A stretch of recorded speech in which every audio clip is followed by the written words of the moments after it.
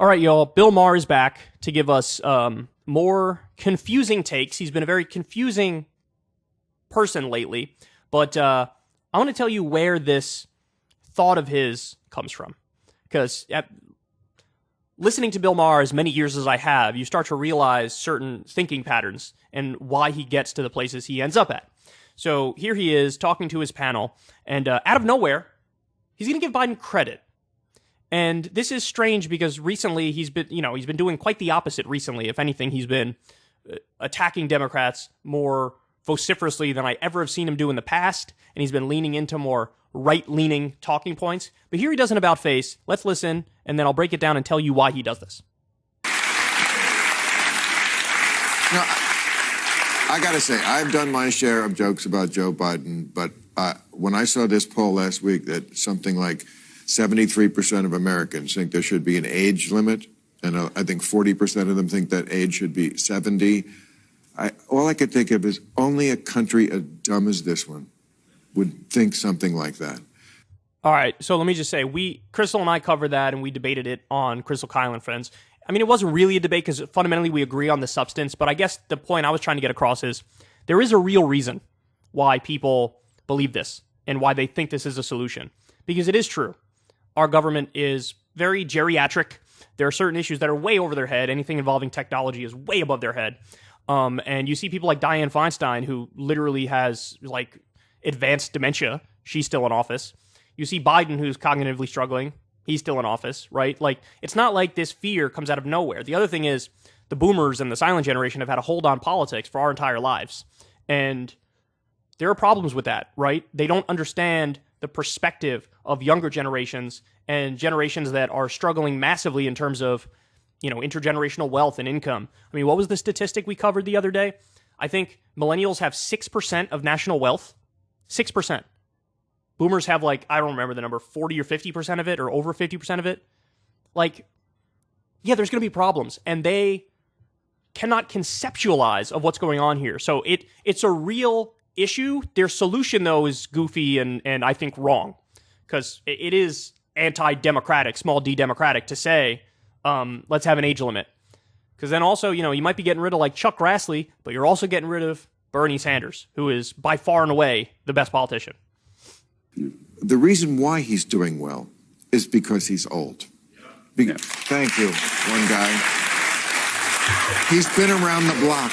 He has the I think this is a terrible argument. The reason he's doing well is because he's old. What evidence is there of that? There's no evidence of that. That's just Bill Maher's opinion. He's doing well because he's old. Okay, but hold on. Chuck Grassley is old. So if he was president, would Maher be defending him, saying, well, that's why he's doing well, because he's old? With age comes wisdom. Now, generally speaking, yeah, you're more likely to have wisdom if you're older, of course. But it's not like a guarantee you're going to have wisdom.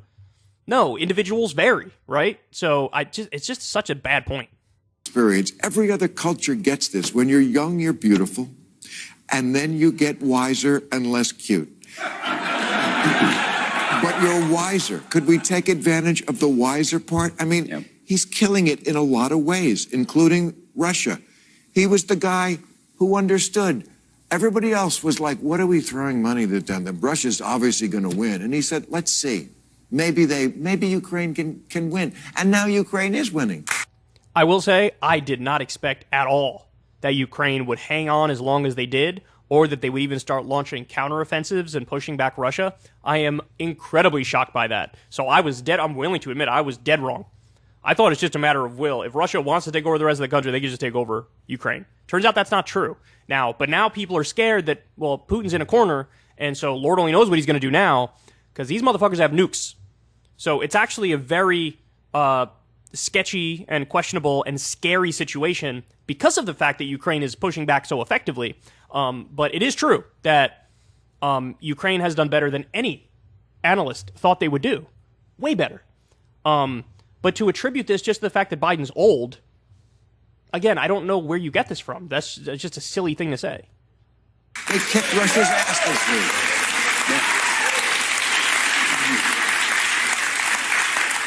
Well, he's my friend. I help him when I can, so take this in that context. I believe that if you support American democracy, it is important to support this president. And one of the fascinating things to me, That's kind of a weird point, right? You could be pro-democracy, but not necessarily be a Biden fan. is there's this part of the Republican world that seems to think that there's this mythical universe. It's like Brigadoon. And there's a place where there is no Trump, and it's just going to all go away. And what this moment requires, it seems to me, is support for thoughtful support, reasoned support, not blind support, but basically believing that Joe Biden, who has more experience in the Senate and as vice president than any other president in American history by far. He was in the Senate and vice president longer than, say, Theodore Roosevelt, John Kennedy, Bill Clinton, Barack Obama were alive when they became president. Yeah. And so you have this moment where a guy born in World War II, raised in the Cold War, comes of age during civil rights, it lives in an era that we now look back on as an era of at least workable consensus. No.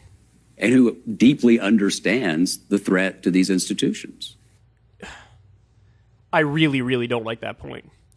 Are there some upsides to being a career insider in Washington, D.C.? Well, yes, you can argue when you have more institutional knowledge, you can navigate those institutions better because you know all the nooks and crannies and the ins and outs and the weird little things about the way the institutions function, where you're not going to run into a brick wall nearly as much because somebody who doesn't understand the institutions, doesn't know them, might not know how to navigate them effectively. I think that's perfectly fair, and that happens with some cases, right? Some of the time. Experienced politicians can navigate stuff better.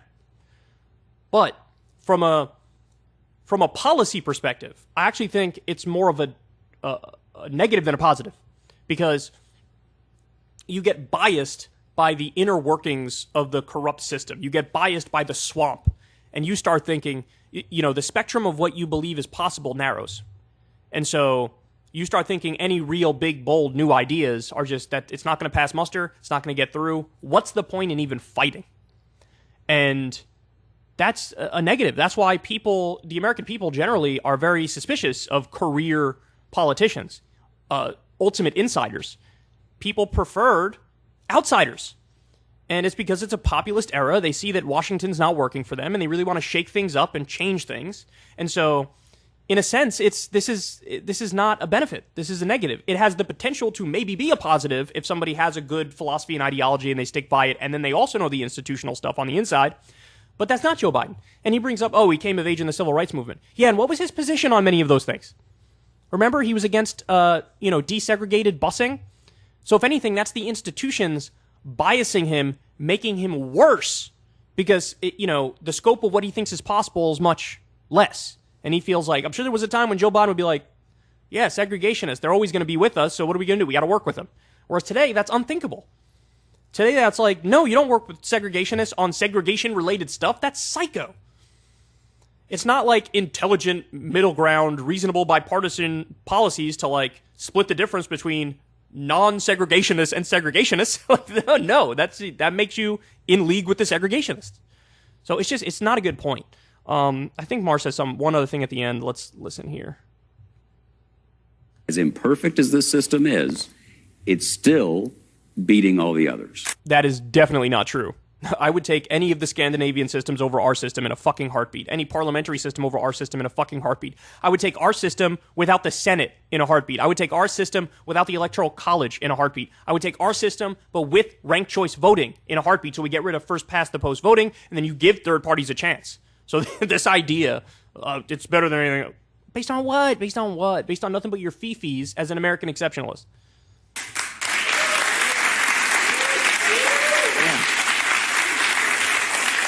I mean, he got things done on climate. Yes. That nobody was getting done before. Yeah. And look, I'm sorry, I don't give him all the credit for that.